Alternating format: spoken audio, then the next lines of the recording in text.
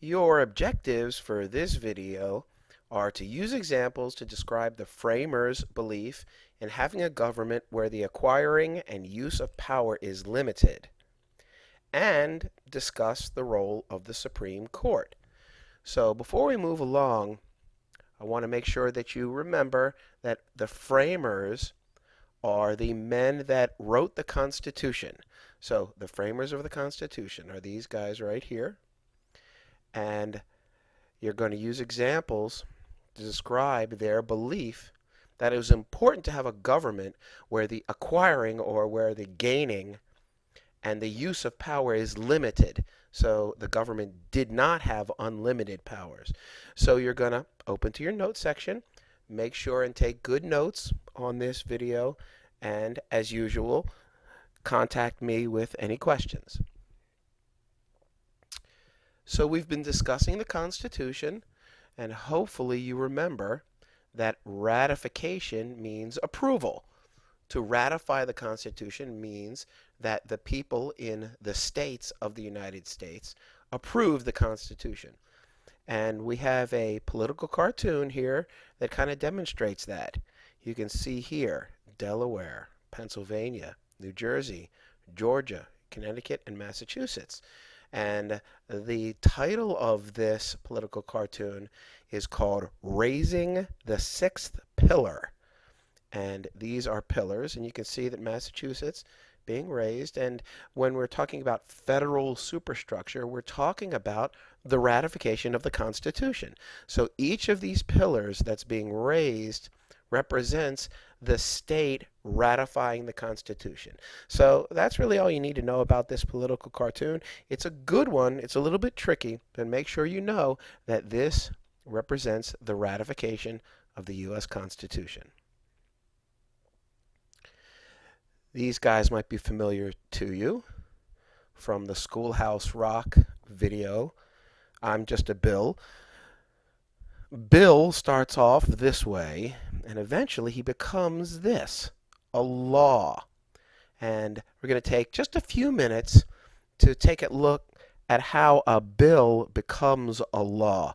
Now, you won't need to know the entire process. You will get that in ninth grade, but there are some important points in the process of when a bill becomes a law that you need to know. To start off, a bill is really just an idea. So somebody has an idea, maybe in their town or in their city, and they want that idea to become a law. Well, it starts off as a bill, which is just that idea written down. I'm going to show you a graphic that is going to provide a lot of information. How a bill becomes a law. Now this looks complicated, but it's really not that complicated. And we can go through it just quickly. You can see the bill, the idea, which would start over here, goes to the House of Representatives, and it also goes to the Senate. Most bills begin as similar proposals in the House and the Senate. So the bills will look very close to the same when they go to the House of Representatives and when they go to the Senate. They're in Congress. Then once they're in the House, committee action, they're referred to a House committee. This is where people kind of sit around and talk about it. Do they like it? Do they not like it? Also in the Senate, do they like it? Do they not like it? Committees hold hearings, make changes, and recommend whether the bill should be passed or not. Then the House debates and comes up with a form of the bill that they like. And the Senate debates amongst themselves, and they pass its form of the bill. This is called floor action. Now the House and the Senate members confer and reach a compromise, if they can, on a single form of the bill. So the idea has started here and gone through. The idea has started here and gone through.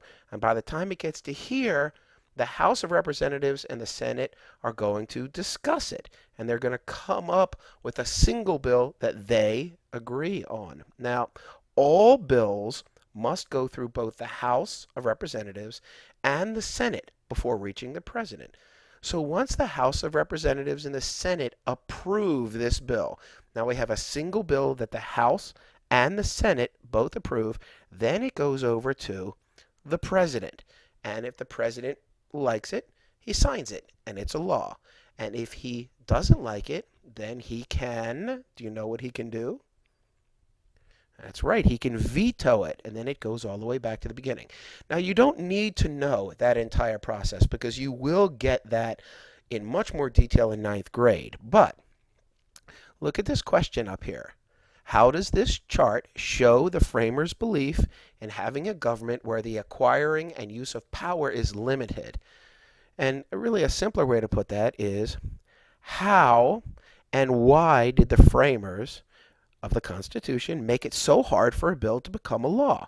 They wanted it to be difficult for an idea to be actually enacted into law. And how does this guarantee that not just any old thing can become a law? Well, here's some bullets that I would recommend writing down, and make sure and pause the video if you need to. One reason why it's difficult for a bill to become a law is that no one branch of government can make a law. Okay? The legislative branch, Congress, the Senate, and the House of Representatives has to agree on it. And if they agree on it, then it goes to the executive branch, the president, and he can sign off on it or veto it. Now notice the Supreme Court is not involved in lawmaking. That's not their job. Each branch checks each other. So you can see again, if the legislative branch approves it, the president can not approve it. He can veto it. So there's checks and balances. It requires two houses to make a bill a law, the House of Representatives and the Senate. So you can imagine that it's difficult for the people in the House of Representatives and the people in the Senate to agree. Right now is a perfect example of that. Congress has trouble agreeing on bills and on making laws, and that can lead to what's called gridlock. In other words, Congress can't function.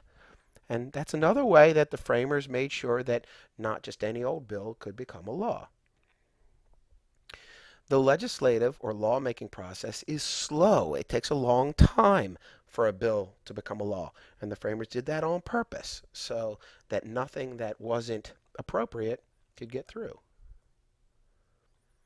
The president must sign a bill for it to become a law, or he can veto a bill to stop it. So that's another way that the framers made sure that no one group has too much power. In other words, a summary of all these is that it would be nearly impossible for one person or small group to turn a bill into a law. The framers of the Constitution used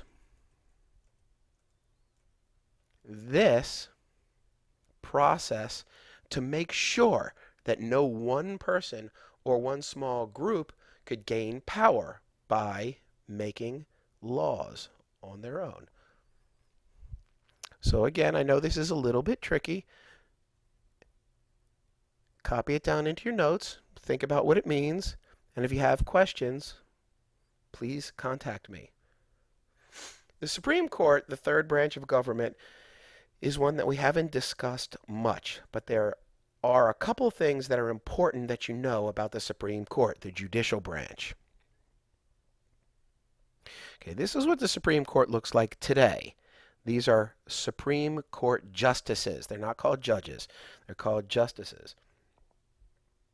And maybe you remember that they have the job of Supreme Court justice for life or until they retire.